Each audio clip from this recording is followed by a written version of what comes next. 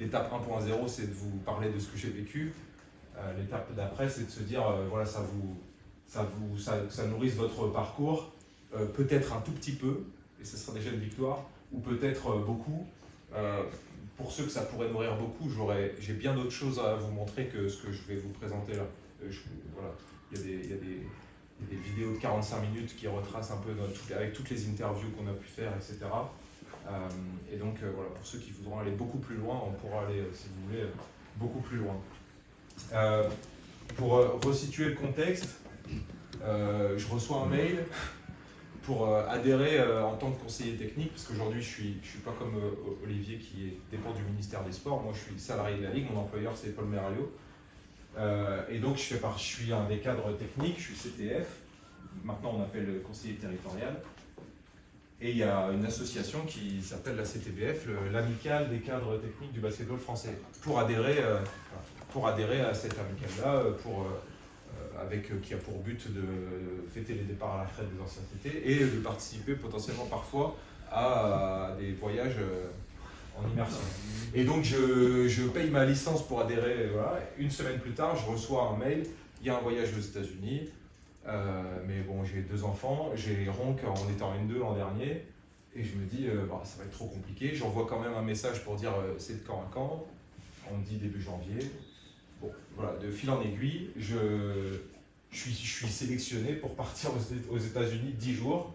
Dans le cadre, donc on était 2 personnes de la CTBF et 3 personnes de la cellule de veille, dont maintenant je fais partie. Donc j'ai intégré à la suite de ce voyage-là la cellule de veille, qui regroupe environ 10 ou 15 personnes, d'accord, et qui a un budget, qui est indépendant, qui est un organisme, on va dire, de la fédération, qui a un budget et qui organise chaque année. Alors c'est souvent autour des championnats du monde, des championnats d'Europe jeunes. Il y a des immersions dans ces événements-là, et avec l'idée qu'à chaque fois il y ait des rapports qui puissent permettre aux entraîneurs des équipes de France, aux entraîneurs de l'INSEP, de s'inspirer de ce qui se passe ailleurs. Pendant longtemps, ça a été le basket espagnol, donc il y a eu beaucoup de choses en Espagne. Là, il y a eu ce voyage aux États-Unis. Il y a aussi eu pas mal de voyages dans des pays comme la Lituanie qui aujourd'hui ont des résultats et développent les jeunes basketteurs là-bas, notamment dans le travail des fondamentaux, par exemple. Donc voilà un peu le cadre de départ. Et donc, avec l'équipe, donc j'étais le seul cadre conseiller territorial du voyage. Mes coéquipiers, on va dire, il y avait donc Laurent Hans qui est CTS d'Alsace, qui travaille sur la formation du joueur. Grand Est, pardon. Christophe Alardi qui travaille pour la fédération sur toutes les visites de centres de formation et qui travaille sur le projet TGG, donc très grand gabarit. Frédéric Carillon qui est CTN, donc conseiller technique national, qui est en gestion, qui est responsable de la cellule de veille, et Vincent Chetaille qui est de la Ligue du Sud. Et donc on est parti du coup le 15 janvier 2024 avec 3 spots, Philadelphie, Washington, New York. Donc je vous avoue, quand on est passionné de basket, on nous parle de ça, de toute façon vous voyez le programme de vous-même. Mais par contre ça a toujours été un deal c'est un voyage de travail, et donc il faut réussir à rester les pieds sur terre et connecter à ce qu'on vient chercher. Je vous expliquerai après tous les objectifs de ce voyage-là. Et donc ça a été un mix entre la salle, en tout cas donc la salle Penn, Georgetown, Howard et Columbia, c'est que des programmes universitaires garçons de première division. D'accord ? Malheureusement, on a côtoyé un peu le basket féminin ici, mais sinon on a vu que des structures. Alors ils ont toujours des garçons et filles dans les facs, mais on a toujours rencontré les staffs des garçons. Voilà. Après, il y a eu 2 immersions NBA, donc avec notamment Alexis Aginsa sur Washington. À savoir que lui, il était sur Gogo, là c'est l'équipe de G-League. Donc vous connaissez, j'imagine, le principe, mais c'est une sorte d'équipe réserve. Et puis Brooklyn, qui a été assez dingue. Voilà. Donc voilà un peu le... Et n'hésitez pas à me couper si vous avez des questions par rapport à ce que vous voyez là. Et puis au milieu de tout ça, il y avait des temps de transit, on va dire. Et puis après, bon, forcément, je ne vais pas dire qu'on a fait que travailler, parce qu'on a quand même passé l'occasion d'être à New York. Et donc on a vu 3 matchs NBA, dont 2 en loge. Enfin voilà, je vous montrerai quelques images, mais c'était quand même assez fou. Les enjeux, ils étaient autour de 3 dimensions. Donc ça, c'était vraiment ce qui a guidé tous nos travaux. Le premier, c'est de observer comment aujourd'hui, un jeune joueur aux États-Unis, nous aujourd'hui en France, on a ce qu'on appelle le projet de performance fédérale. Bonjour. Bonjour.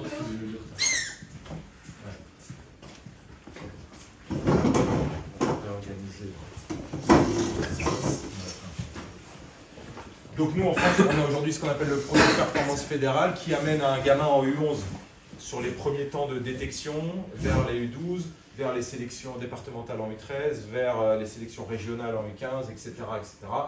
Donc le premier objectif, c'était de se dire comment un jeune joueur américain, comment il passe les étapes vers le haut niveau.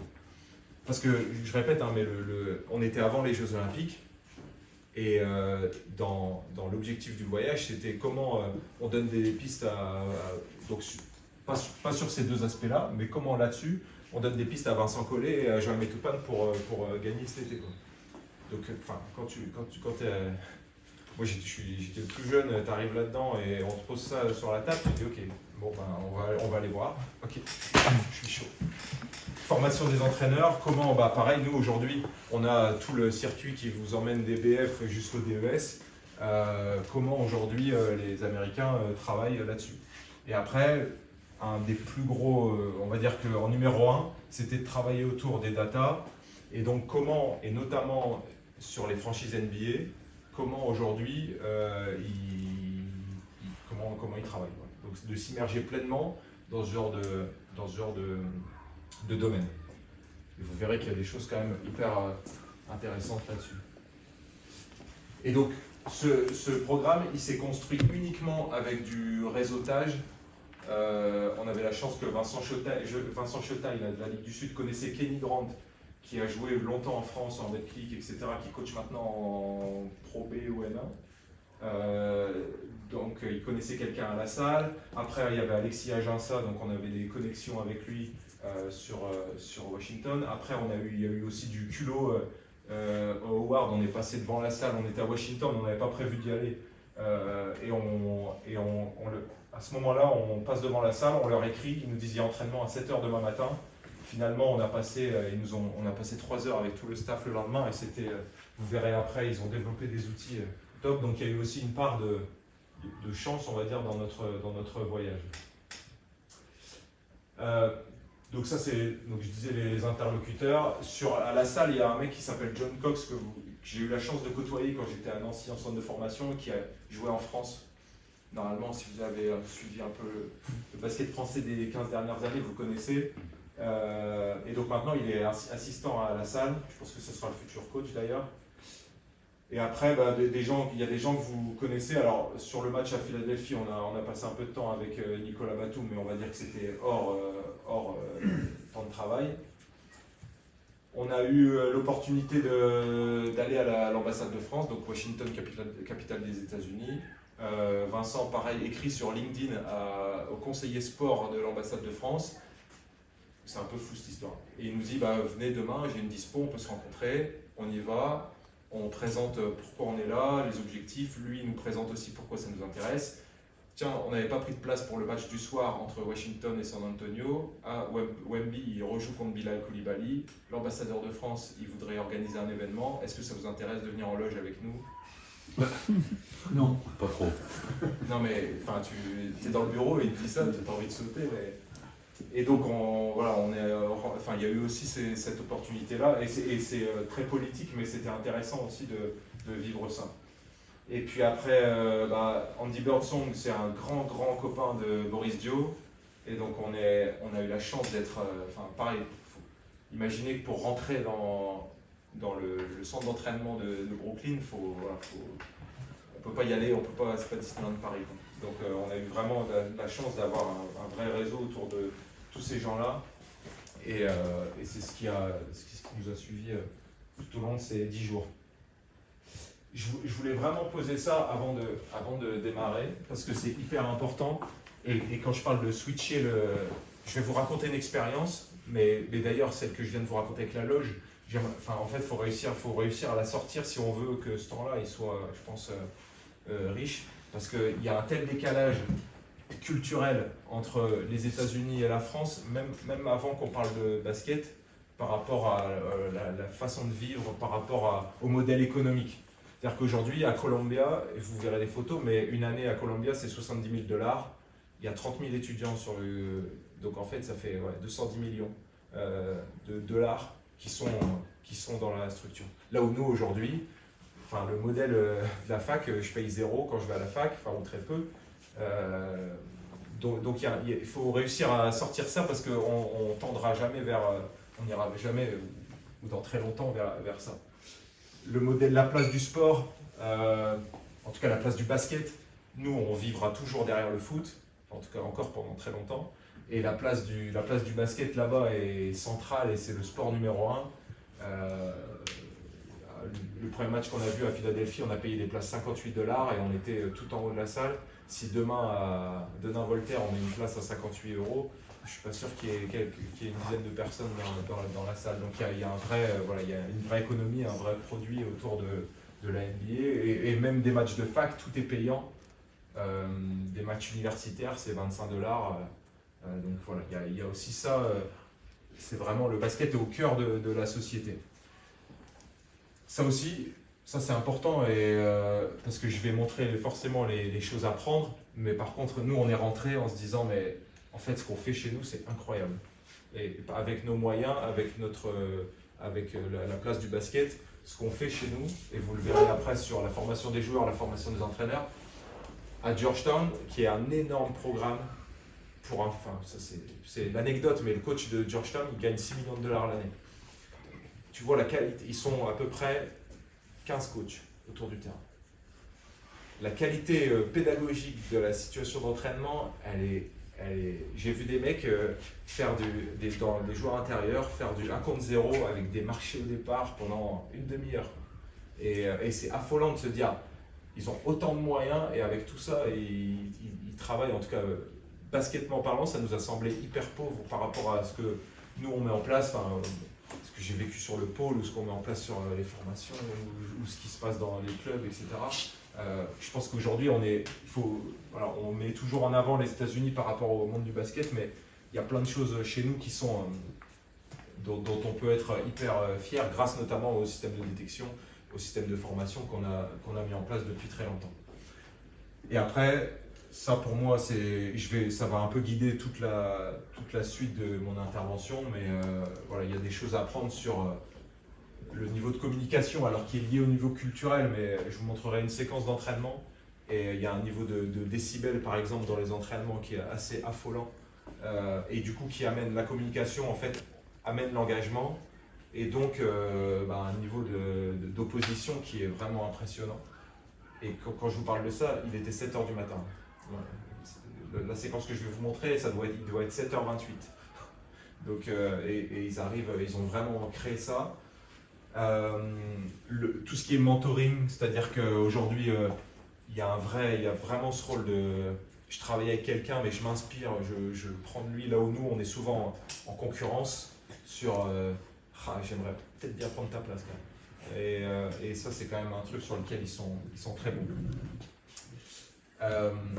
Voilà. Là, la suite, c'est de balayer un peu tous les objectifs. Derrière, vous montrer des illustrations, parce que ce que je vais vous montrer, pour l'instant, vous n'avez pas d'image, donc je vais vous en montrer après sur notamment quelques outils. Et puis à la fin, c'est de transférer sur ce que moi, aujourd'hui, ça a changé dans ma pratique avec humilité. Mais donc, sur la formation des entraîneurs, c'est simple aujourd'hui. Je ne vais pas dire qu'il ne se passe rien, mais je suis jeune entraîneur aux États-Unis, je veux me former. En fait, la seule solution que j'ai, enfin presque la seule solution que j'ai, c'est de me dire, je vais aller travailler avec Pierre et je vais être troisième assistant. Je vais demander si je peux être son troisième assistant ou prendre les rebonds des mecs pour voir comment ils travaillent. Et puis l'année d'après, il va peut-être me proposer, s'il voit que je suis motivé, il va peut-être me proposer une place pour être troisième assistant, puis deuxième, puis premier. Et c'est le seul moyen en fait aujourd'hui pour eux de se former. Voilà. Donc ils ont 3 labels qui existent sur internet, vous pouvez aller voir, mais c'est en gros, tu regardes des visios et tu obtiens un label, tu payes forcément, mais ça ne vaut rien. Et il y a très peu de contenu de formation. Par contre, là où ils sont au-dessus du lot, c'est que par contre quand ils travaillent en staff, ils travaillent vraiment en staff. C'est-à-dire qu'aujourd'hui, nous, un deuxième assistant, il pourrait donner des bouteilles, être avec les mecs. Là-bas, il a toujours des missions. Là où c'est intéressant, c'est que les missions, il y a une rotation. C'est-à-dire qu'Alexis Aginsa, aujourd'hui, ils ont une feuille avec le scouting, par exemple, des équipes, travail vidéo autour du scouting, et ils gèrent tel match, tel match, tel match, tel match. Et le match d'après, il va gérer les stats. Là où nous, t'aimes bien la vidéo, t'aimes bien la prep physique, tu vas faire que de la prep physique. Tu vas être notre préparateur physique. Et sauf qu'en fait, à la fin, tu ne sauras pas m'expliquer comment vous travaillez sur les stats parce que tu ne l'auras pas vécu. Alors que voilà, dans tous les systèmes qu'on a vus, il y a des rotations et donc c'est intéressant. Après, voilà, c'est la première fac qu'on a faite à la salle. Le coach a 83 ans, je crois. Il est là depuis, il aura sa statue. Et en fait, il arrive à l'entraînement. En fait, c'est les assistants qui préparent la séance sur ce qu'ils veulent. Lui, il vient et il coach et l'entraîne. Et qui ne sait pas ce qui va se passer à l'entraînement. C'est les assistants qui ont totale liberté dans la structuration d'entraînement, la thématique, etc. Et lui, il arrive dans la salle et il défonce les mecs. Voilà. Et il coach le week-end, pareil, c'est lui le boss. Mais les assistants, la semaine, c'est eux qui travaillent. L'importance du réseau. Alexis Aginsa, il est assistant maintenant, il a passé depuis cet été, là, il est devenu du coup dans le staff NBA, maintenant il a basculé, il a pas le BF.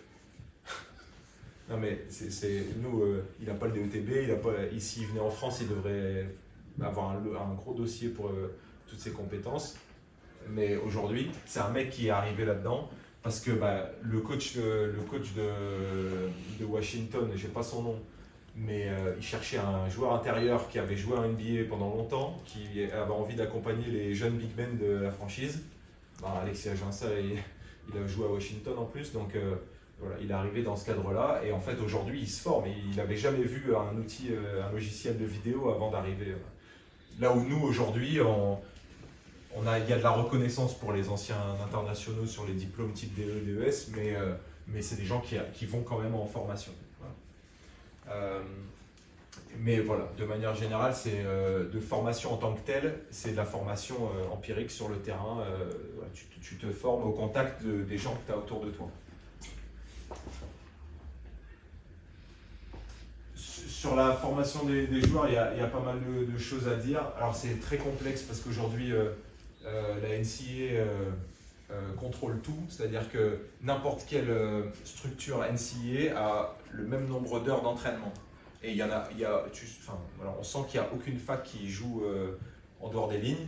C'est qu'ils ont, alors c'est très cadré, donc c'est par exemple l'été, les joueurs n'ont le droit de faire que 8 heures dans la semaine de la préparation physique. S'ils font 8h10, il y a sanction, amende, et ils prennent cher. Et l'année, quand ils jouent, c'est 20 heures d'entraînement max par semaine. Et pareil, c'est très codifié. Donc il n'y a aucune fac qui s'entraîne plus qu'une autre. Ils peuvent s'entraîner moins, mais il y en a. La NCAA cadre tout par rapport à ça. Après, on arrive vraiment sur des choses liées à la performance, parce que c'est exactement. Enfin, on a vu que du coup des facs universitaires et des franchises NBA, mais aujourd'hui, et ça n'existe pas, je pense, ou très peu dans nos structures, c'est qu'aujourd'hui, il y a vraiment des données, si on fait le lien avec les data, c'est central. Chaque joueur NBA aujourd'hui a un livre, on ne l'a pas vu, mais c'est des choses, sur chaque joueur, il y a un document qui est hyper confidentiel, où par exemple, si ta mère vote à droite, si ton grand-père vote à gauche, si quand tu avais 12 ans, tu t'es pris une disqualifiante, voilà, c'est des choses qui apparaissent dans ces données-là sur chaque joueur. Et donc, et si par exemple à Brooklyn, le logiciel dont je vais vous parler après, s'il y a un joueur qui joue en Asie ce soir et qui, pareil, qui insulte l'arbitre, et ben ça apparaîtra dans sa fiche joueur. Voilà, donc ils sont très vigilants là-dessus avec l'ADN. Je vous reparlerai après de la notion de culture qui est très forte et je pense qu'on pourrait transférer à nos franchises. Aujourd'hui, on parle beaucoup d'engager des gens, d'engager des gens dans des projets. Et je trouve que la notion de culture, notamment à Georgetown par exemple, est tellement forte que quand les joueurs ont un niveau d'engagement dingue dans ces projets-là. Voilà. Et je pense que nous, on a intérêt à s'inspirer ça dans les clubs, même si avec notre modèle, c'est plus difficile. Mais il y a plein de choses à imaginer pour que voilà, un joueur qui arrive en équipe de France aujourd'hui, on lui plonge sur un ballon, on lui parle pas de ça. Et nous, comment demain, dans nos structures à nous, on arrive à faire en sorte qu'un gamin, quand il signe chez vous, il plonge sur un ballon parce que c'est dans les valeurs du club. Ou en tout cas, au pire, dans vos valeurs. Des coachs spécifiques dans le développement des joueurs, ça c'est des choses qu'on commence à voir chez nous. Alors après, la construction des staffs, c'est là où c'est dur de transférer parce qu'ils ont des modèles où il y a plus de gens autour du terrain que sur le terrain. Donc tu commences par donner des serviettes et puis souvent pour avoir des bourses, il y a des jeunes qui sont là pour être 8e assistant, pour prendre les rebonds, ils sont autour du terrain et on leur file une bourse et ils font partie du staff. Et puis pour les meilleurs, ils ont un peu de mission autour de la vidéo par exemple. L'importance du travail vidéo, là-dessus c'est des choses sur lesquelles c'est pas nouveau on va dire, mais on l'a vu et notamment sur le développement individuel des joueurs, c'est des choses sur lesquelles ils travaillent beaucoup. Et après, voilà, quand je parlais des séquences d'entraînement, aujourd'hui, ils ont ce qu'ils appellent, et ce qui commence à arriver chez nous, beaucoup des vitamines. En gros, c'est une séquence par exemple de 20 minutes dans l'entraînement où tu travailles que sur tes skills, ce qu'ils appellent, sur tes fondamentaux, sans opposition. Et puis voilà, tu t'enchaînes des situations un drill tir, voilà. Et c'est codifié. Le coach il dit le nom du drill et les mecs enchaînent tout de suite. C'est des habitudes et ils ont beaucoup, ils ont beaucoup ça. Alors après ils s'entraînent beaucoup, etc. Mais c'est des choses sur lesquelles ils construisent leur entraînement. Toutes les séquences d'entraînement qu'on a vues étaient codifiées de la première à la dernière minute avec de 8h à 8h12 vitamines, de 8h12 à 8h15 vidéo. C'était assez impressionnant. Tout le monde a le papier avant l'entraînement sur on va faire ça, tout est minuté. Voilà. Et après, le travail autour des datas sur lequel on va passer un peu de temps parce que je pense qu'il y a des choses à prendre là-dessus. En fait, à Brooklyn, aujourd'hui, il y a 4 ingénieurs qui doivent très bien gagner leur vie, je pense, qui ont créé ils sont partis de zéro, ils ont créé eux-mêmes un logiciel. Donc, je pense que le prix du logiciel, c'est pareil, on arrive dans des... En fait, l'argent n'est pas un problème, clairement.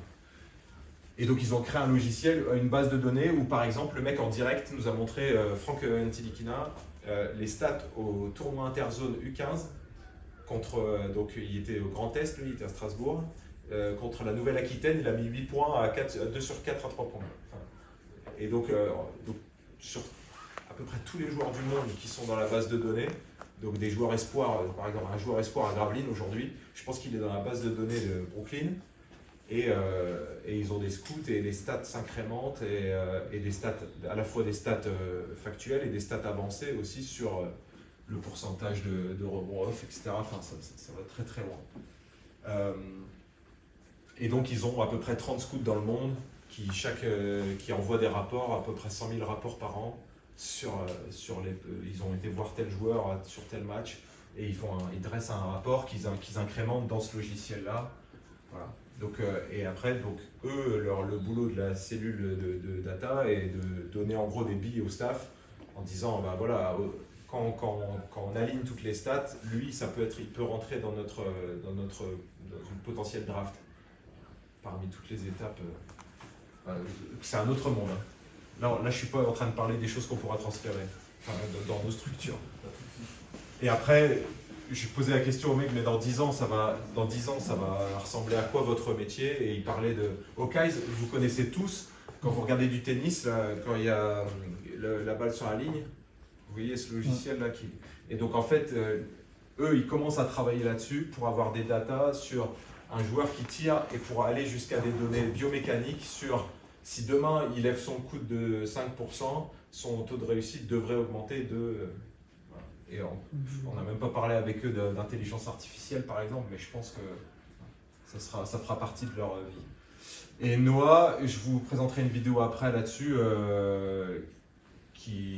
mais toutes les salles qu'on a observées, université, NBA, sont équipées de cet outil-là. Qui pourrait être accessible dans des structures pro parce que le prix n'est pas non plus exorbitant, il est cher, mais vous verrez que c'est un outil incroyable, notamment dans le tir. Donc vous allez sur ces sites-là, sur les datas, et vous avez toutes les stats avancées possibles et imaginables, et il y a un classement. Il y a un classement de toutes les facs, par exemple, sur les stats avancées, qui est mis à jour quotidiennement. Et puis après, nous, on a vraiment creusé et on s'est vraiment intéressé à... Donc Howard, c'est à Washington, c'est une petite université, enfin en tout cas un petit programme par rapport aux autres qu'on a vus. Mais par contre, le coach, là, Blackney, là, est vraiment intéressant. Et donc, ils ont mis en place ce qu'ils appellent les AGB. Donc, ton énergie crée des comportements. Et en fait, ce que vous voyez là, c'est 17 stats qui nécessitent aucun talent. C'est-à-dire qu'aujourd'hui, je vais sur le terrain avec eux, je suis capable de gagner des points, en tout cas d'être valorisé à travers ces 17 items. Donc vous devez pouvoir en traduire quelques-uns, mais par exemple aujourd'hui, j'ai un pote qui score à 3 points, je me lève pour l'encourager, et ben ça, il valorise ça. Voilà. Ball movement, c'est pareil, c'est des choses... si la balle change de quart de terrain et qu'on score, et ben c'est valorisé. Provoquer un passage en force, c'est des choses qui sont valorisées. Et aujourd'hui, ça, typiquement, je pense que c'est des choses qui n'existent pas dans notre système à la fois de détection et de performance, mais qui demain pourraient mettre en valeur des gens qui font la différence sans forcément être talentueux. Et en tout cas, parmi les gens talentueux, si tu veux être encore au-dessus, et ben, concentre-toi là-dessus. Ça peut être aussi donc parler en défense, deflection, c'est toucher un ballon, être sur une ligne de passe, toucher un ballon. Voilà, rebond offensif, rebond défensif, revenir, perdre un ballon, mais sprinter pour revenir. Voilà, c'est des choses qui sont mises en valeur. Et donc sur chaque match, sur chaque séquence d'entraînement, il y a quelqu'un qui prend ces données-là et ils ont un top 3. Et c'est le manager général qui a mis en place cet outil-là. Et ils ont vu que quand dans un match, ils avaient 150 points par rapport à ça, et ben le pourcentage de victoire à la fin était très élevé. Voilà. Et donc constamment, Howard, ils arrivent, il est 7h du matin, on arrive et ils sont en cercle et ils ont une rallonge électrique. Tous comme ça. Et donc tout le monde a la rallonge électrique dans la main et il faut qu'elle soit tendue. Donc là, il n'y a pas de trou, enfin le câble est tendu, quoi. Et donc on pose la question au mec et donc il y a tout un travail là-dessus avec eux sur, on est connecté de base et il doit pas y avoir on doit pas perdre de l'attention dans le groupe ou alors je tire plus pour aider l'autre, etc. Donc c'était un programme hyper intéressant et je vous montrerai derrière des séquences dans leur salle. Et après, pareil, collecte de données, je vais vous montrer des exemples après de ce qu'ils appellent à Columbia, ils appellent ça les hustle stats. Donc hustle, c'est un peu, voilà, pour traduire vulgairement la bagarre, quoi. Et pareil, avec cette même idée en fait, tu vas, typiquement, ce qui est mis en valeur, par exemple, c'est le joueur intérieur qui pose un bon gros écran qui amène le petit à scorer, et ben ça vaut des points là-dessus. Et donc typiquement, c'est des choses que je trouve intéressantes dans la mise en valeur des comportements.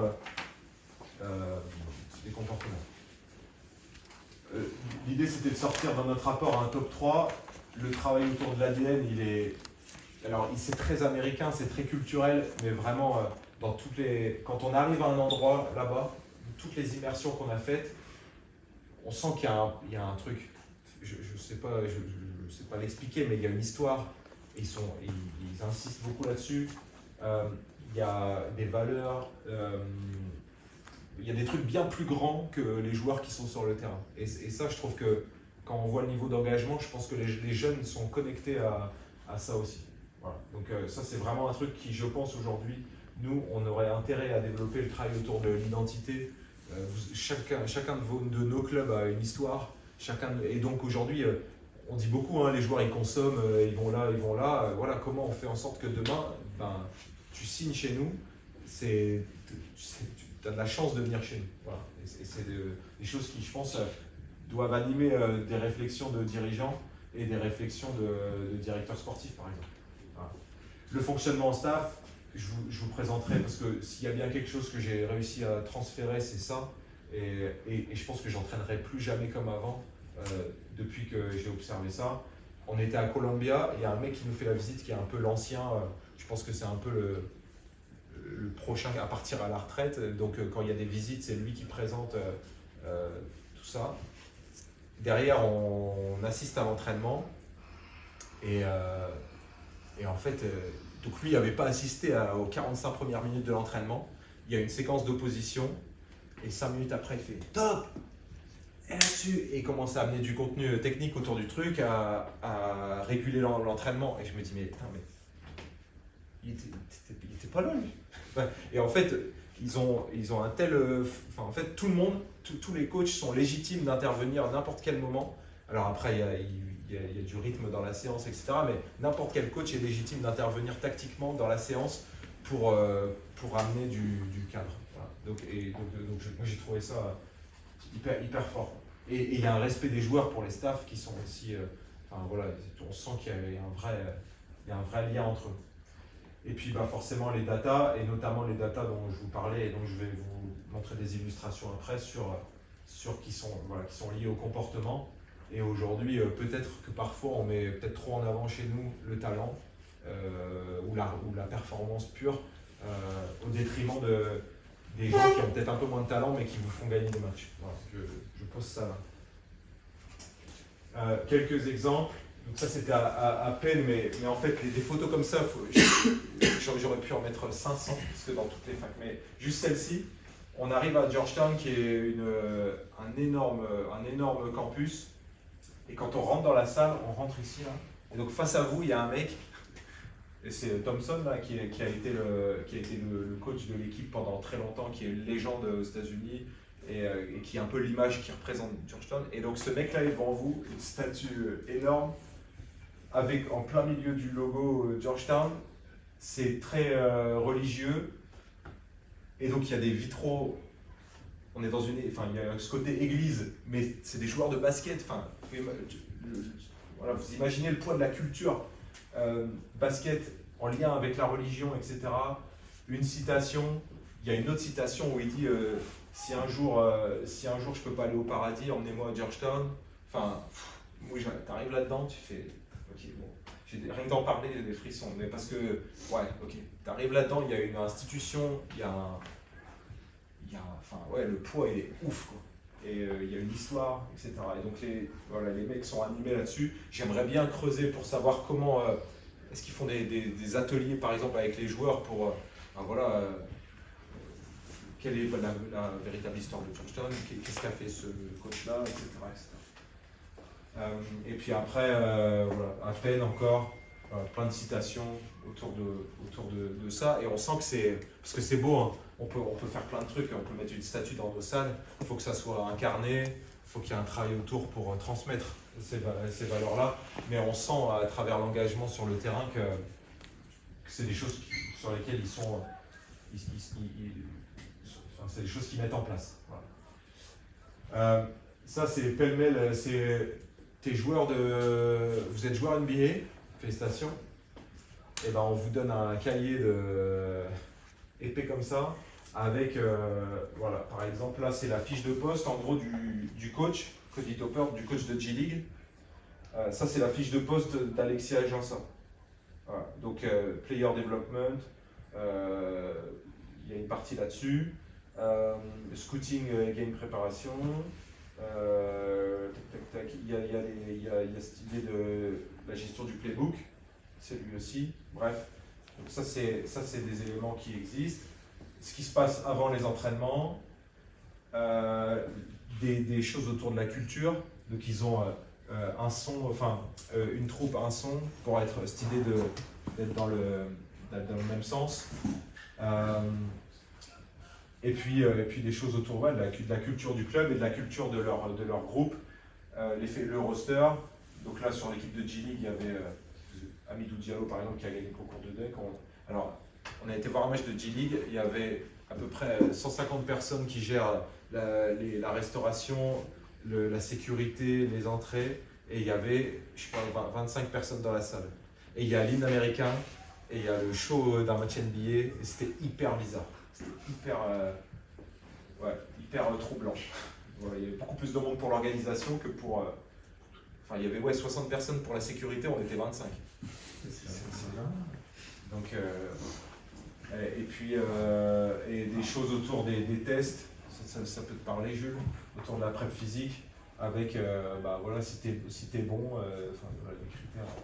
Il faudrait creuser tout ça, mais voilà, en tout cas, les joueurs arrivent et ils ont un vrai document où ils ont toutes les informations. Et donc là, vous avez la répartition par coach, les responsabilités. Donc au-delà des fiches de poste, le responsable des développements des joueurs, c'est Alexis Agença. James Fraschilia, il gère la partie attaque, et Devin Smith la partie défense, prep physique, soins, Martin. Donc voilà, tout est... en sachant que ça bouge quand même plutôt souvent. Donc là, vous voyez ce qui est en photo là. Donc là, c'est une petite salle, une toute petite salle. Mais vu qu'elle n'est pas très belle, ils en ont une nouvelle. Collée et genre Jordan, le terrain il est juste des lumières. De toute façon, ça brille partout. Et vous voyez, bienvenue dans la famille. Bref, les banderoles, quand on parle de culture, il y a aussi tout ça. Et donc, à chaque entraînement, chaque entraînement, il y a ça qui est toujours allumé, avec les 17 edgy. Et donc, normalement, et si je mets le son...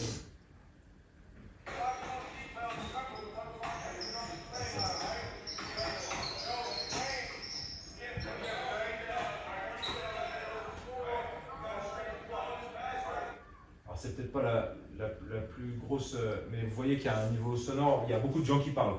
Et des fois, il faudrait se poser la question dans nos entraînements, qui parle? Et donc là, il y a le coach, 1, 2, 3. Mais ça, c'est peut-être la com. Un coach, deux coachs. Voilà. Donc il y a énormément de monde autour du terrain constamment.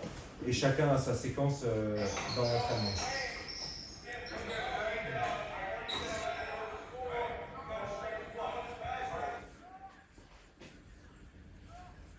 D'ailleurs, l'assistant, là, il a joué à Duke avec Coach K. Je vous parlais des... Donc là, on est sur les illustrations. Vous avez la grille qui est utilisée à Columbia. Donc le Columbia, c'est une fac de New York où tous les jeunes gagneront plus d'argent grâce à leurs études, parce que quand tu es étudiant à Columbia, c'est un peu comme Harvard. C'est des gens qui sont hyper câblés. Et le coach nous disait ils gagneront beaucoup moins d'argent s'ils font du basket alors que c'est des super joueurs. Mais voilà, c'est la particularité un peu de Columbia qui est en plein centre de New York. Donc si un jour vous allez à New York, vous pouvez aller visiter la fac, rentrer sur le campus, c'est cool. Comment? Et donc vous avez par exemple, ce que je parlais tout à l'heure là, screen assist. OK assist, c'est par exemple c'est la passe avant la passe décisive. Donc, par exemple, il y a un drive, je lâche la balle, il y a extra passe. Souvent c'est moi qui ai fait la différence, donc et nous on comptabilise que celui qui a fait l'extra passe. Donc OK assist, c'est ça. Bon voilà, après je vous laisse, et puis après être battu dans l'axe, être battu ligne de fond, c'est des choses qui sont sanctionnées. Puis une mauvaise balle perdue, tu prends cher. Donc voilà, c'est un document intéressant dans ce qu'on nous on pourrait imaginer demain sur des niveaux, voilà, quand on arrive vers du championnat de France, c'est des choses qui, je pense, sont intéressantes à mettre en valeur. L'utilisation de la vidéo, c'est un truc qu'on n'a pas encore réussi à faire, mais qu'on est presque prêt pour le faire dans mon contexte. Mais en fait, l'entraînement est filmé, et donc il est capable, alors c'est des choses qui existent sur nos niveaux pro, mais en direct, il fait des feedbacks sur l'action qui vient de se dérouler. Donc il reprend, là c'est pas du scouting, c'est la situation d'avant. Là il y a tous les autres coachs là, qui voient la même chose. Donc voilà, c'est un vrai outil. Donc lui c'est le coach numéro 1, enfin c'est le head coach, et après il y a tout ce monde là derrière sur le staff, et donc il est capable de débriefer en direct. Et aujourd'hui, si vous avez quelqu'un dans vos structures qui touche un peu, je pense qu'il y a des choses peut-être à imaginer là-dessus. Donc là, on est sur le match de G-League, avec, donc vous voyez, pour ceux qui le reconnaissent, Alexis Agença, donc Amidou Diallo là. Et donc le coach n'a pas de plaquette, et il coach avec un iPad.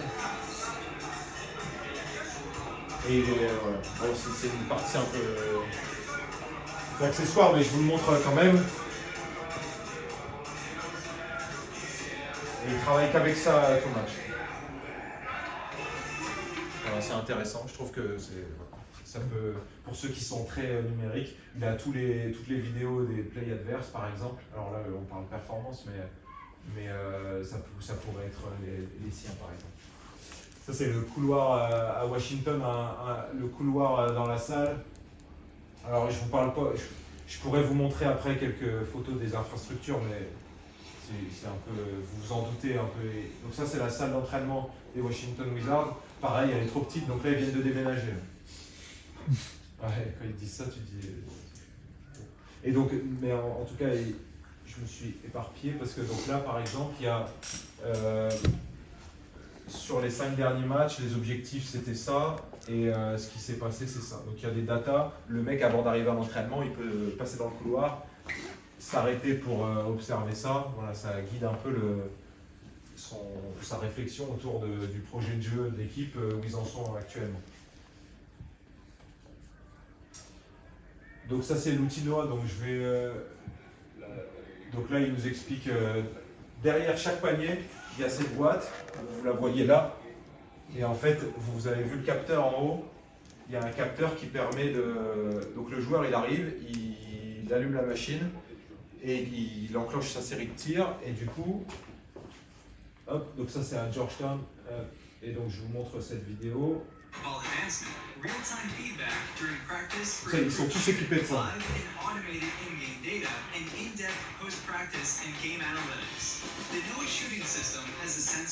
Et c'est situé au-dessus des paniers, dans la salle. Donc ça mesure sur chaque tir l'angle du tir. Là, forcément la localisation du joueur. Et il y a toutes les datas autour des spots de tir, les tirs réussis, les tirs ratés, l'arc.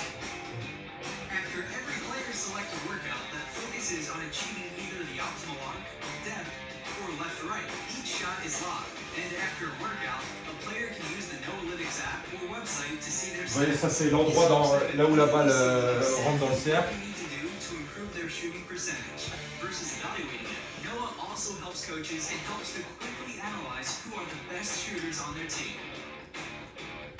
Et pareil en match, c'est aussi un outil. Noah creates automated interactive shot charts, player scores for consistency, and unique formats. These rim maps pinpoint exactly where the ball is. Est-ce que c'est un switch, est-ce que ça rentre, mais j'appelle Dirty Move. Using the iPad app or website, the coach can analyze each team, player, or individual shot, building strategies for the strength or weaknesses of teams or players. Because Noah tracks every shot during games, scrimmages, and workouts, coaches and players can access a new depth of data.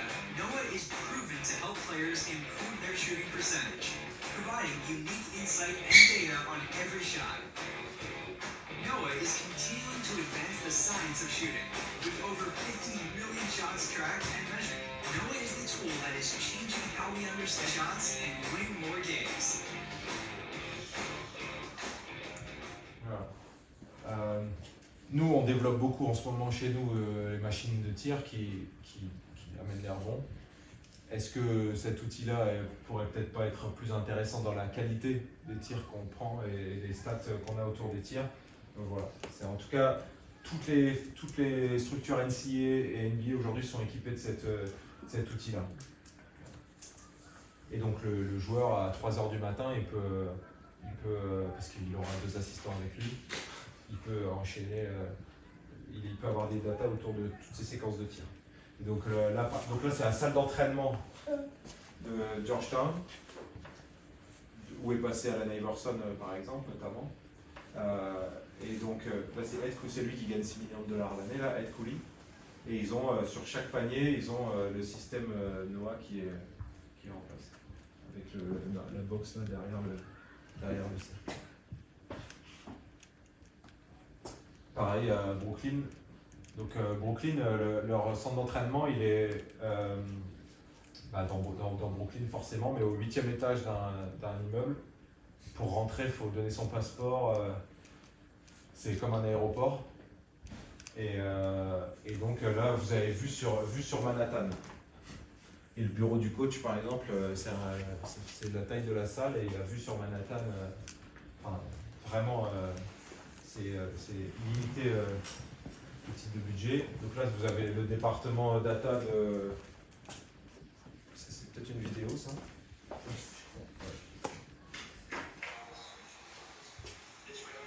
Et donc là, vous avez tous les bureaux des coachs, et là, c'est le département data. Là, c'est là où ils prennent les décisions de draft, c'est la salle de réunion. Et donc là, il y a les 4 ingénieurs qu'on voit là, et ils ont un tableau avec, ça c'est avec le roster actuel, et puis les travaux qu'ils font autour de leur logiciel. Voilà.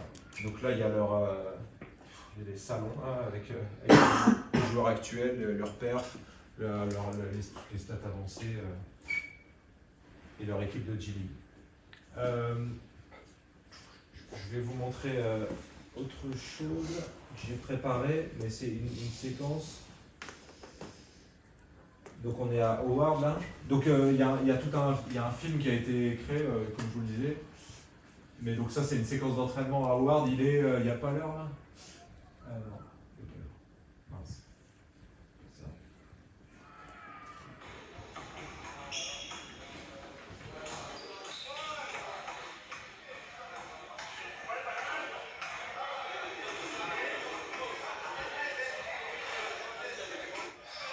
Donc séquence d'opposition.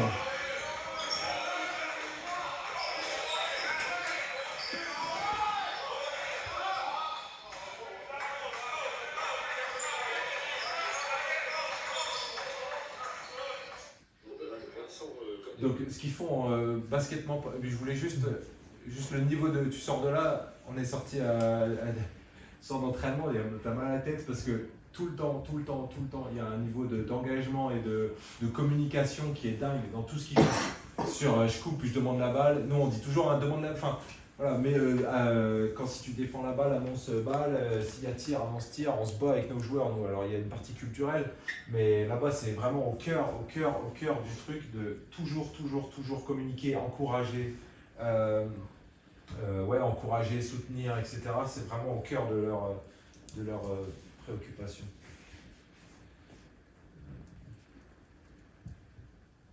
En juillet, c'est ma première saison. Il y a pas mal de choses opérationnelles. Ouais. Un mec qui shoot, 3 coachs. Voilà, ça c'est la routine.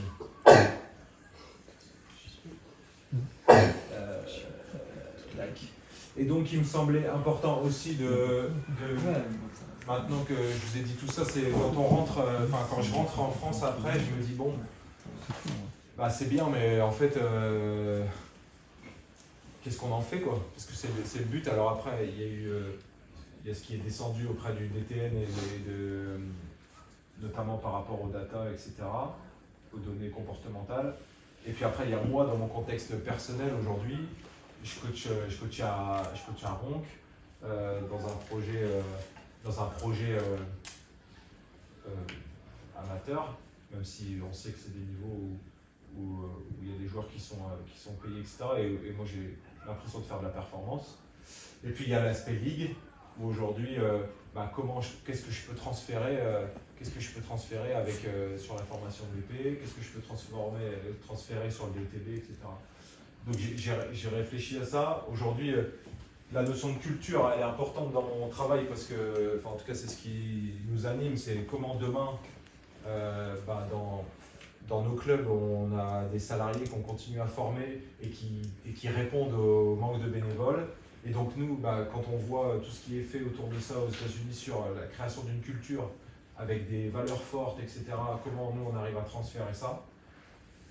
Créer des promotions, je parle notamment du projet BPGEPS, mais de partager des valeurs. Alors, on fera peut-être du lien avec l'intervention d'Emmanuel, mais voilà, c'est quelles sont nos valeurs et comment, de quel chemin on prend ensemble. Voilà, j'ai eu l'impression qu'à Falampin, par exemple l'an dernier, on avait des valeurs communes dans la promo et que c'était intéressant. Voilà. Et puis à Ronc, c'est surtout dans cet univers-là que j'ai pu transférer quelque chose, mais le fonctionnement en staff, je vais vous en parler juste après. On met en valeur aujourd'hui, alors à notre niveau, parce qu'on est très loin, mais par exemple, provoquer des passages en force aujourd'hui, ça fait partie de notre grille de stats, par exemple, avec le staff. Donc c'est des choses sur lesquelles j'aimerais bien qu'on avance, même si forcément on y va petit à petit. La communication, on sent qu'il y a ce côté culturel qui est hyper imprégné autour de... en fait, chez nous, on n'apprend pas à parler sur un terrain.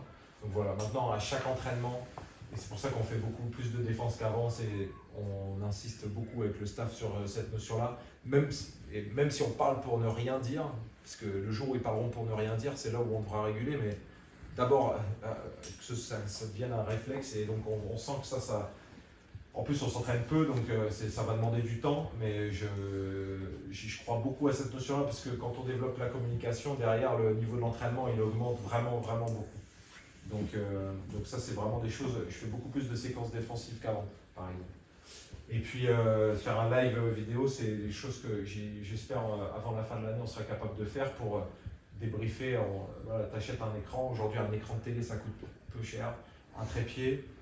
Tu fais un live YouTube, ça coûte 0. Il faut juste quelqu'un pour tourner. Bon, voilà, on va y arriver. Ça coûte cher. Ça coûte cher. Ouais. Donc, on verra. Et puis après, moi, je voulais vraiment vous parler de ça parce que donc, j'ai la chance de collaborer avec Lucas depuis 4 ans maintenant, depuis le début à Ronc. Et depuis 2 ans avec Nicolas Renard, là, que vous connaissez de ceux de Neuville. Et c'est vraiment aujourd'hui ce que j'ai transféré des États-Unis, c'est vraiment ça. Parce qu'avant, même si Lucas gérait le scouting et Nico gérait les stats, en fait, Lucas faisait que du scouting et Nico faisait que des stats. Et vu qu'on s'entraîne peu, je m'étais dit, moi, je garde le terrain et vous êtes de temps en temps peut-être un échauffement à l'ancienne, comme on fait tous, comme le modèle classique.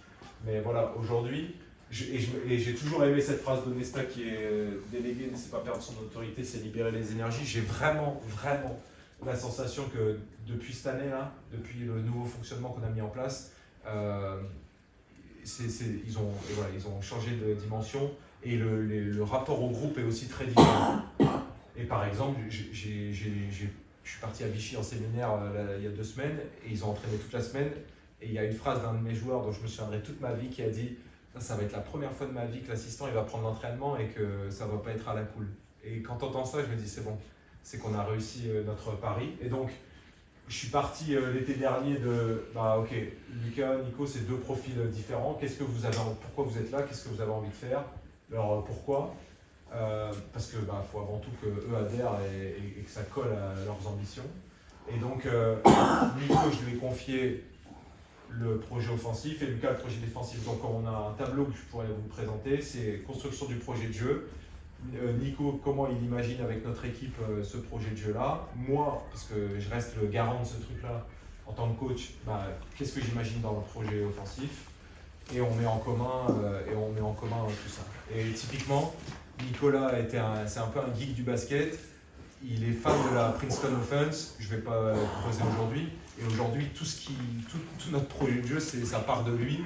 Et les résultats sont plutôt top. Et on n'a jamais scoré autant avec l'équipe de Ron qu'en 4 ans. Et Lucas, du coup, la partie défensive, avec ce même fonctionnement, qu'est-ce que toi t'imagines dans la construction du projet de jeu? Qu'est-ce que moi je veux qu'on ait absolument? Et puis on mixe ça. Par contre, toute l'année, il faut que tu aies un regard là-dessus, un peu plus que les autres. Définition. Donc moi, tous les dimanches, j'envoie le programme de l'entraînement. Donc le mardi, on fait une demi-heure de vidéo débrief de notre match du week-end. Et derrière, on a 1h30 de séance. Et pareil, le jeudi, il y a le scouting. Donc ça, c'est la partie de Lucas. Et 1h30 de séance derrière. Et donc, je leur présente le programme de la semaine. Ça, je reste le garant de ça. Et après, eux, ils choisissent en fonction de ce qu'ils veulent faire. Sachant que Lucas peut prendre une séquence offensive. Le but, c'est pas non plus de les enfermer, c'est justement les mettre sur le terrain. Et donc, aujourd'hui, on divise l'entraînement en 3. Alors, je suis conscient que je vis dans le luxe, mais si on était 2, on le ferait à 2. Et donc, à chaque entraînement, il coach. À chaque entraînement, il prépare une séquence. Sachant que moi, aujourd'hui, quand je prépare ma séance, j'ai qu'une situation parfois à préparer. Ce qui, du coup, me permet de garder de l'énergie. Et par contre, quand j'anime ma situation, je sais que j'ai une demi-heure d'entraînement où je suis responsable. Donc, en fait, en termes d'énergie, je peux monter beaucoup plus haut que si j'avais 1h30. Et après, et ça, c'est vraiment ça, c'est que j'anime, il y en a un qui anime. Et par contre, et ça c'est l'étape sur laquelle on doit encore avancer, Nico à n'importe quel moment il peut stopper ma séance, enfin ma situation pour réguler, parce que si c'est une séquence défensive, parce que selon lui là-dessus on n'est pas bon et c'est peut-être des choses que j'ai pas vues. Alors ça demande un niveau de confiance qui est très fort, et ce qui est le cas parce que maintenant on a l'habitude de travailler ensemble, mais voilà, ça amène en termes d'énergie une autre dimension et j'ai l'impression qu'on s'entraîne beaucoup mieux depuis ce modèle-là, et surtout que eux, en termes de formation continue, et même moi, parce que du coup, on a souvent notre base d'exercice, par exemple, voilà, et le fait de travailler comme ça amène aussi du renouveau pour les joueurs, de la fraîcheur, de la cohésion entre nous, parce qu'ils se sentent pleinement investis, responsabilisés, engagés dans ce projet-là, et c'est des choses sur lesquelles qui me remontent, et donc le niveau de motivation augmente aussi. Donc, vraiment, ça c'est une vraie fierté que j'ai aujourd'hui à notre niveau. Et si on monte, tant mieux. Si on monte pas, mais en tout cas, l'aventure humaine a pris une autre dimension. Et j'avoue que j'ai du mal à imaginer demain fonctionner autrement. De reprendre 1h30 de séance tout seul. Et voilà, je le ferai sûrement parce que là aujourd'hui j'ai conscience que c'est pas de la chance parce qu'on a travaillé pour avoir cette situation-là. Mais j'aurais du mal à revenir en arrière dans le partage avec le staff. Et donc Lucas aujourd'hui gère la partie scouting. Au-delà de ça, Lucas gère aussi le scouting, donc toute la partie adverse. Donc je regarde Mathieu parce que je joue contre Lille ce soir. Et Nicolas gère la partie statistique, même si l'idée c'est que pendant le match ils aient un vrai regard terrain. ATO c'est donc after time. Donc Lucas par exemple gère des temps morts. S'il reste 8 secondes et qu'il nous reste un temps mort qu'on n'a pas utilisé, je prends temps mort. Et lui, Lucas, il a une base de système court qui répète avant le match, tel un geek, et qui peut faire sur une touche côté. C'est Mehdi Marie qui faisait ça beaucoup à Limoges. Et donc Lucas, aujourd'hui, il a 3 touches fond, 3 touches côté, qu'il peut prendre en sortie de temps mort. Il a un regard sur les rotations pendant le match. Voilà, il me donne son avis, je l'écoute parfois, pas toujours. Et puis Nicolas débrief, il a un œil plutôt tactique sur ce qui se passe pendant le match. C'est pour ça que c'est important que les statistiques elles soient pas trop, qu'il n'y ait pas trop de stats à prendre pendant le match, donc on a réduit ça par rapport à ce qu'il faisait l'an dernier. Et moi autour de ça, je reste, je prends les décisions et je manage le groupe la plupart des temps morts, etc. Donc j'ai pas du tout l'impression aujourd'hui d'être en retrait ou d'avoir perdu un peu le fil. Au contraire, j'ai l'impression qu'on réduit le nombre de détails qu'on perd dans ce projet-là. Donc voilà, moi c'est vraiment ça moi aujourd'hui qui m'a le lien avec le voyage. Après, voilà, j'ai quelques photos à vous montrer si vous voulez, mais c'est des photos qui vont pas nourrir sur les 10 dernières minutes. Je vais vous montrer ça, mais c'est vraiment du bling bling, on va dire. Est-ce que vous avez des questions? Tu pourras nous l'envoyer? Ça? Ouais. Ouais. Pas tout, mais oui. Pas tout, mais oui. Ouais, moi j'ai une question. Est-ce qu'il y a un truc pour dire vulgairement, qui t'a un peu donné la nausée en fait? Quelque chose qui t'a dit waouh, ça va trop loin dans un sens, ou on s'éloigne de tes valeurs, ou ça tu l'as un petit peu dit, c'est absolument pas applicable chez nous, mais plutôt d'abord la première. Et c'est des trucs qui t'ont fait wow. Bah, c'est très ricain, et au début je me suis laissé prendre un peu par ça, dans le sens où quand tu arrives à un endroit, tu vois, tu arrives à Georgetown, t'as un mec qui t'accueille, il fait « Oh, nice to meet you !» Il te fait des câlins et tout. Et en fait, au bout d'une semaine où tout le monde te serre dans les bras, tu sais, ce côté hyper chaleureux, hyper accueillant, mais tu te dis, est-ce que vraiment c'est pas too much, et est-ce que vraiment ils ont... Est-ce que vraiment ils sont contents de te voir? Donc c'est un peu ce décalage de culture qui parfois est un peu trop, quoi. Voilà. Après, il y a l'envers du décor, et c'est clair, hein, c'est qu'aujourd'hui, oui, toi tu arrives en centre de formation, tu payes 0. À Georgetown, il y a eu un cas d'un gamin, franchement pas bon du tout. Mais en fait, tu comprends que ses parents sont hyper blindés, et qu'en gros, ils ont payé une place pour que le gamin s'entraîne dans le groupe. Il fait des déplacements, il voyage en jet, hein, Georgetown. Donc en fait, tu vois, c'est un peu l'envers du décor de ouais, t'es blindé, t'es le rêve américain, t'es blindé, donc tu peux, à Columbia, si tes parents ils peuvent pas payer $70 000 l'année, tu peux pas aller à la fac. Et ça, c'est, tu vois, mine de rien, c'est un peu, c'est pas la nausée, mais tu te dis, bon, on a quand même de la chance, nous, d'avoir des structures qui permettent d'accueillir sans, peu importe le parcours du gamin, d'où il vient, de lui. Aujourd'hui, il y a un gamin qui sort de la cité, qui a du talent, et ben, il va être au haut niveau. Est-ce que là-bas c'est toujours vrai? Je pense que. Donc, ça c'est un peu dérangeant parfois de voir le gamin qui est. Franchement, même en département, il était vraiment. C'est même presque drôle de dire qu'est-ce qu'il fait là?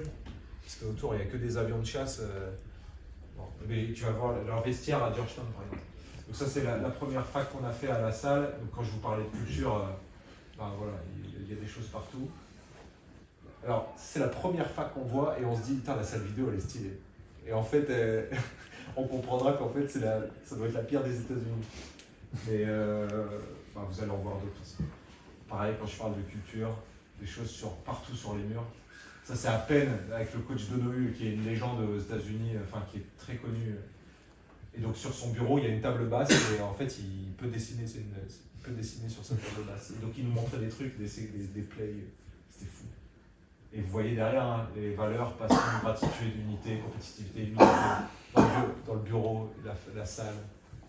Et regardez, juste pareil, hein, quand je parle de frisson, c'est une église le truc. C'est une église et c'est immense, c'est immense, immense. Et avec les banderoles, le drapeau américain. Et pareil, ouais, tu sens qu'il y a une histoire autour de ça. Ouais, la salle elle est magnifique. Donc ça c'est Laurent Hans, Christophe Alardi, Vincent Chetaille, le coach de Penn, Fred Carillon, que certains peut-être connaissent parce qu'il est du Nord. Ouais, il est de Cambrai, Fred. Ouais. Et il a été sur le pôle espoir à 50 ans. Ouais. Ça je l'avais mis. Donc ça c'est la salle d'entraînement des mecs. Parce que vous avez vu la salle de match, ça c'est la salle d'entraînement qui dispose des outils Noah, etc. Alors, la salle de Philadelphie, avec je pense le grand écran le plus grand au monde. La salle d'entraînement, ça? Non. Ouais, non. Et en plus on a eu de la chance sur les matchs parce que c'était Jokic contre Embiid. Donc ouais, ça aussi c'est. Et donc On avait des places tout en rond, on a réussi à se rapprocher un peu. Ça faut pas le dire. Petite photo avec le Batum. Voilà, donc si je peux pas aller au paradis, ramenez-moi à Georgetown. Enfin, voilà, quand je parlais de cet endroit-là, cet espace, il était incroyable. La salle de muscu, donc il faut imaginer que, ouais, Jules, sois pas dégueu. Ça, parce qu'il n'y a pas de grand angle, mais il y a le double. C'est pas juste là la salle. Il y a le double avec, et c'est là où ils sont trop forts, c'est que les poids, c'est pas des poids Rogue ou comme on voit dans toutes les salles, ou Decathlon, c'est Georgetown. Enfin tout, le tapis, bref, c'est extrême quoi. La salle vidéo, là on passe un câble déjà. Ça c'est le plus gros programme qu'on ait vu, mais les fauteuils, je sais pas comment ils font pour pas s'endormir dedans les joueurs. Et donc il n'y a aucun vestiaire de Betclic aujourd'hui qui a cette qualité-là. Et ça c'est le fils de Dikembe Mutombo.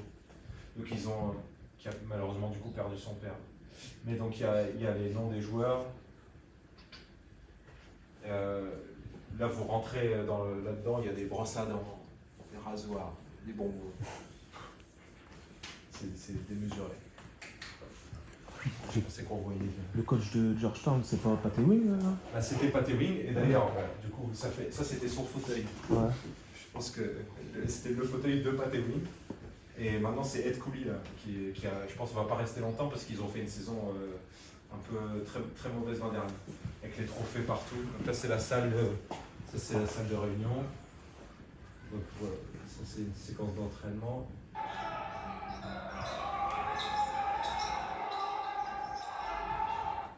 Et donc 1, 2, 3, 4, 5, 6, 7, 8, 9, 10, 11, 12. 12 coachs. Et parmi les 12 coachs, il y a 6 étudiants. Hein. Mais, voilà. J'ai une petite question autour de ça. J'ai une petite question autour de ça, parce que leur programme, c'est beaucoup développement individuel, les Américains. Et la proportion d'entraînement pour le collectif, pour mettre en place des principes et tout, c'est combien? Ils sont beaucoup quand même dans la compétition. Après, là, tu vois, ils repartaient sur un nouveau cycle. Ils ont beaucoup de jeunes joueurs. Mais après, j'ai pas de pourcentage sur la part du développement individuel, etc. Après, ce qui est chaud aux États-Unis, c'est que et là il n'y en aura pas, je pense, si tu sors pas en NBA, alors maintenant ils commencent à payer en G-League, mais c'est des joueurs qui soit restent aux États-Unis et travailleront, donc le parcours scolaire il est quand même important, soit ils viendront jouer en Europe.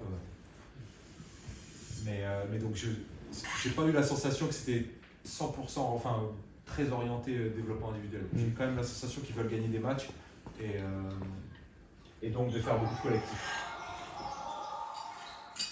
Mais par contre, quand tu vois les avions de chasse qu'ils ont, parce qu'ils ont tous la tête dans le cercle. La qualité du basket, elle est quand même pas folle. Par rapport, quand je vois aujourd'hui nous les profils qu'on sort et la qualité des basketteurs. Donc ça, pareil, dans toutes les Jordan, version Georgetown, ils ont un partenariat avec Jordan. La salle de G-League qui était vide, et vous voyez tous les gens en jaune, c'est des retraités américains qui, pour avoir un peu d'argent de poche, font la sécurité. Clairement, il n'y a pas besoin. Présentation des équipes, la salle est vide. C'est un truc, c'est gênant. Vous entendez et il y a des mecs qui sont... c'est retransmis à la télé, il y a des interviews. La salle des Wizards, donc maintenant ils viennent de déménager. Donc je ne sais pas ce que va devenir, mais c'est du coup la salle vidéo des joueurs NBA. Voilà, encore une citation. Là c'est leur nouvelle salle d'entraînement du coup à Howard. Mais regardez là, alors ça c'est Jordan, ça brille de partout. Voilà. On a été hyper bien accueillis là-bas, c'était bon après on a fait un peu, ouais, bah alors. Donc là je parle avec l'ambassadeur de France aux États-Unis, il y a des sushis derrière moi et il y a Wemby sur le terrain. Donc voilà. Après en loge on voit pas bien. Mais bon. Et donc le mec il est parti à la fin du troisième quart-temps, enfin il disait c'est pas terrible. Il dit on n'est pas dans la même vie. Ouais. Bon après c'est New York.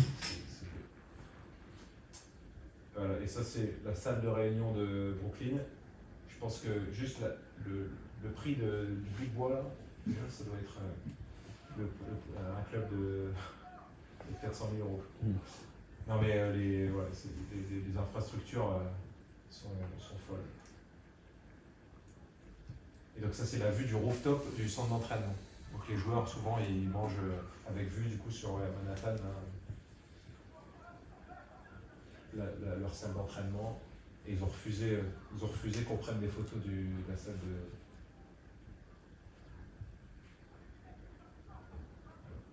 Et ça c'est Columbia, la dernière fac qu'on ait faite avec pareil tous les racks là. Et la salle de Columbia magnifique. Et on a fini le dernier match, Evan Fournier qui faisait la tête. Ouais, il jouait pas beaucoup. Et la salle de Columbia. Voilà. Il est l'heure pile.